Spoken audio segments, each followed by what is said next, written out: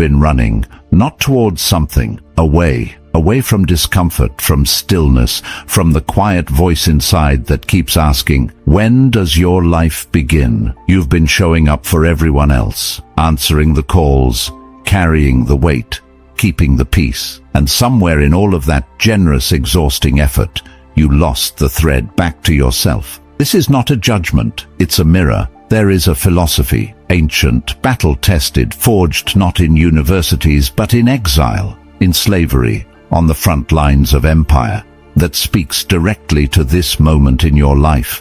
Stoicism, and at its very core, is a truth so plain it almost offends. You can only work with what you control, your mind, your choices, your character, nothing else. Focus on yourself, not out of arrogance, not out of indifference to others, but because nothing, no relationship, no contribution, no achievement, is built on an empty foundation. Marcus Aurelius ruled the most powerful empire on earth and still carved out time every morning to tend to his inner world first. Epictetus, born into slavery, found freedom that no chain could reach because he went inward. It is never too late to turn toward yourself. That turn begins here. And if something in these words just landed, if you feel it, type "I choose me" below. Make it your first decision of this new chapter. Think about the last time you truly felt like yourself, not performing, not managing, not surviving, just fully, quietly present in your own life. For many people, that memory takes a moment to surface. Some can't find it at all, and that gap between who you are and who you've been pretending to be is exactly where exhaustion lives. We live in a world that rewards self-erasure. From the time we're young, we're taught that the good person is the one who gives more, asks for less, and never makes their needs the loudest thing in the room. Selflessness is celebrated. Boundaries are frowned upon. Saying no is treated like a moral failure. And so we learn, very efficiently, to abandon ourselves in favor of everyone else's comfort. You become a version of yourself that nobody designed and nobody asked for, a scattered, depleted person running on obligation rather than purpose. Seneca saw this pattern 2,000 years ago and called it out with ruthless clarity. He wrote about people who are busy about nothing, endlessly active, never truly productive, filling their days with the demands of others while their own interior life quietly collapses. He wasn't describing ancient Romans. He was describing you. He was describing all of us. Here's what nobody tells you when you're in the middle of it. The people you're running yourself ragged for don't actually need a hollowed-out version of you.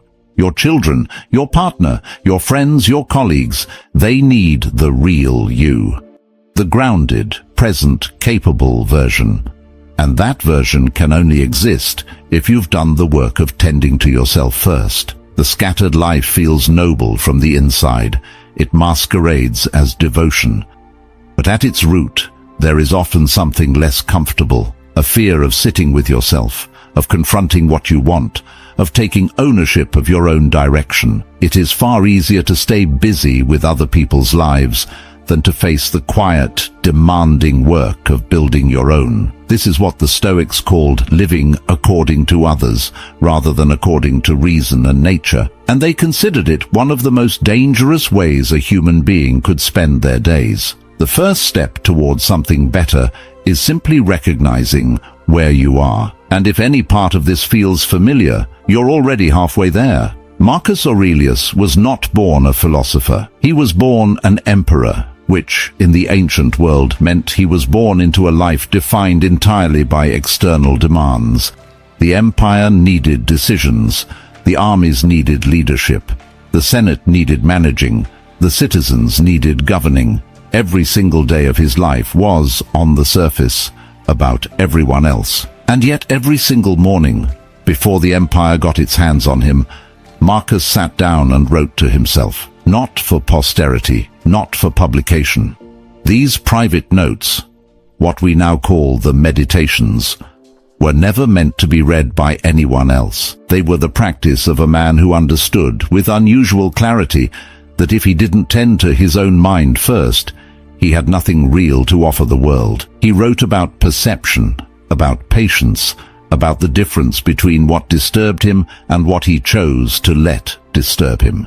He was essentially doing what we might today call therapy, except his therapist was Stoic philosophy, and his sessions started at sunrise. This is the Stoic mirror. It doesn't show you your face, it shows you your patterns. Epictetus, who came from the opposite end of the social spectrum, born into literal slavery, arrived at the same conclusion through a different path. His master once twisted his leg as a demonstration of power. Epictetus simply said, "You will break it." The leg was broken. Epictetus said, "Did I not tell you so?" No rage, no collapse. Because Epictetus had long since drawn a line between what was his and what was not. His body, not his. His freedom of movement, not his. His mind, his values, his response to suffering, entirely his. Untouchable. That is the foundation Stoicism offers you, not a detached, emotionless existence, not indifference to the people you love, but an absolute clarity about where your real domain begins and ends. Because here's the truth the Stoics kept returning to: when you live entirely in reaction to the external world, to other people's moods, opinions, needs, and crises, you are not really living your own life.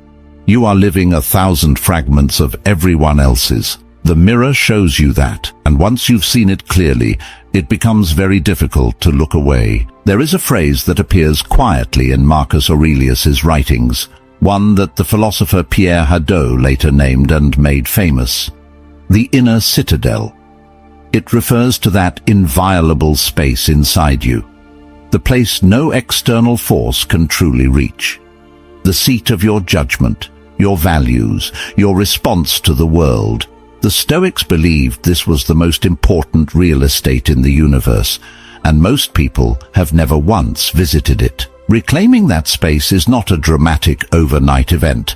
It is a practice, and it begins with a deceptively difficult act: paying attention to yourself, not the performance of yourself, not the version of you that exists in other people's eyes, the actual interior you, what you genuinely think, what you genuinely want, what genuinely disturbs your peace, and why. Most people spend their whole lives one step removed from this. They know their opinions about politics, about their neighbors, about the latest news, but ask them what they actually value, what kind of person they're trying to become, what they want their days to feel like, and they go quiet. This is not stupidity. It is the natural result of never being taught to look inward. The Stoic practice of prosoche, self-attention, was considered foundational. Before anything else, watch yourself, not with judgment, but with the calm observation of a scientist. Notice when you react versus when you respond. Notice what drains you and what restores you. Notice whose voice is driving your choices. Is it yours, or is it an inherited script from someone else's expectations? This act of noticing is the beginning of reclamation. From there, the practice deepens. The Stoics used a technique we might call negative visualization, imagining not catastrophe, but simply the absence of what you take for granted: your health, your clarity, your time. Not to be morbid, but to be awake. When you remember that your attention is finite and your days are not guaranteed, it becomes much harder to justify spending them entirely in service of everyone else's agenda.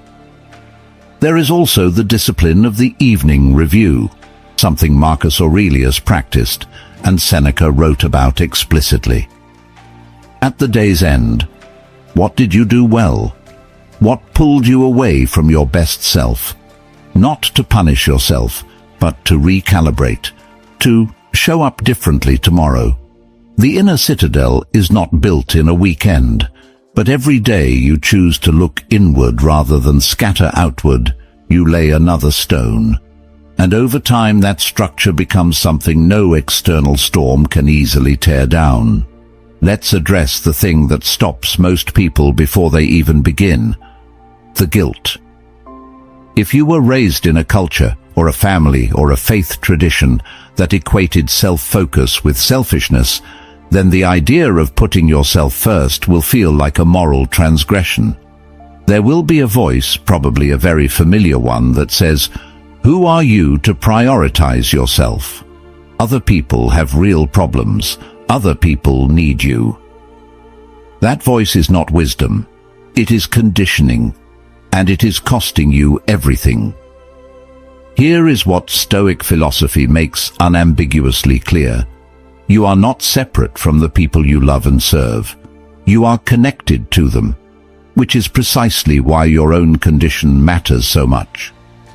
A depleted parent cannot be fully present. A burned-out leader cannot make clear decisions. A person running on anxiety and self-neglect cannot offer anyone around them real stability, real patience, or real love. They can only offer performance. The Stoics had a concept called oikiosis, a recognition that we are by nature connected to others, and that our flourishing is bound up with the flourishing of those around us. But notice what that means. Your flourishing matters. Your health, physical, mental, spiritual, is not a luxury. It is the infrastructure on which everything else is built. This is not an abstract idea. Seneca wrote directly to his friend Lucilius, "Tend to yourself first, not because others don't matter, but because the quality of everything you give is determined entirely by the quality of the person doing the giving." Think about it practically.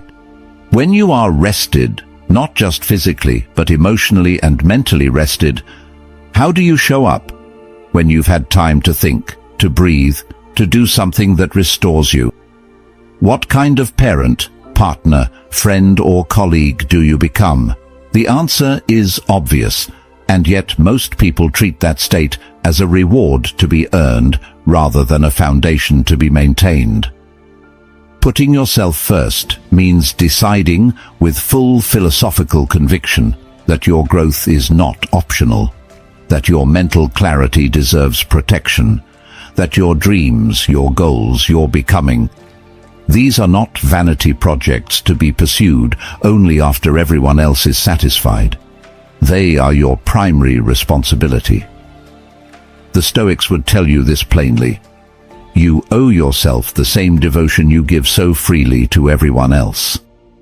That is not selfishness. That is the most honest, most courageous, most genuinely loving thing you can do. Philosophy without practice is just decoration. The Stoics were ruthlessly practical people, soldiers, statesmen, teachers, and they built their wisdom to be used, not admired. So here is how you actually bring these principles into a modern life that is full, fast, and constantly competing for your attention. The first practice is what you might call the morning ownership ritual.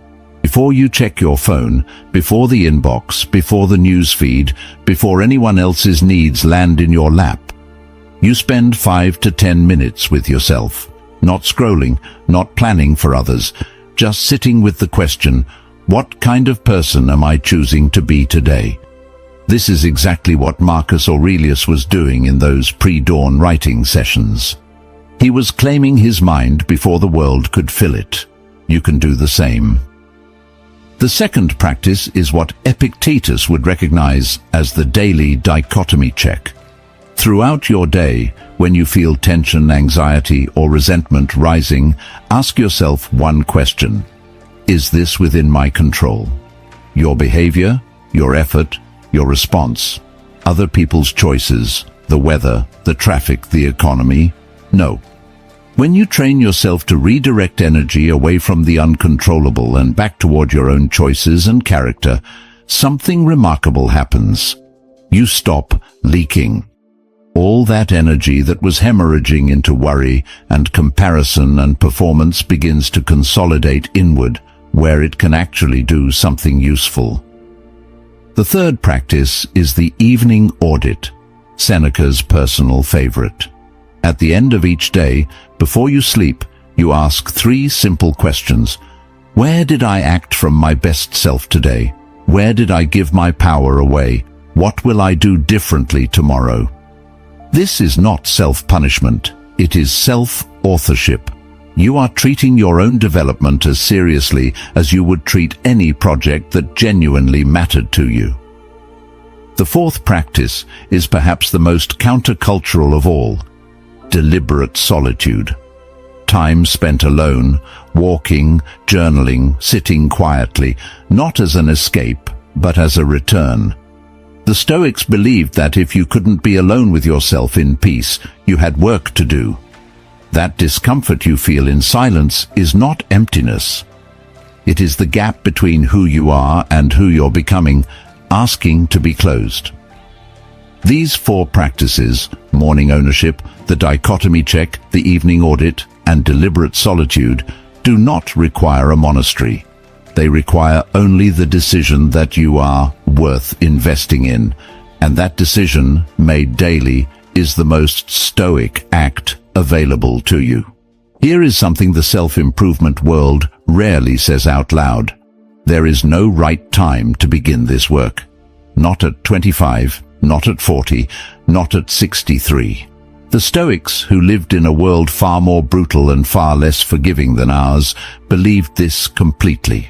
The turn inward is available to you at any moment, including this one. Epictetus did not discover philosophy in youth. Zeno of Citium, the founder of Stoicism itself, had his transformative turn after a shipwreck destroyed everything he had. He washed up on shore with nothing, walked into a bookshop, read Socrates, and changed the course of his life. Sometimes it takes losing what you thought you needed to find what was always there. You may be reading this at a point in your life where things have come apart. A relationship, a career, a sense of self you once relied on. Or perhaps nothing dramatic has happened at all. You're simply aware, in a quiet and persistent way, that you have been living at a distance from yourself. Either of these is enough. Either of these is exactly where the work begins. Marcus Aurelius wrote the Meditations in his 50s, at the peak of his worldly power, still grappling with the same inner struggles he'd faced as a young man. He didn't wait until he had it figured out.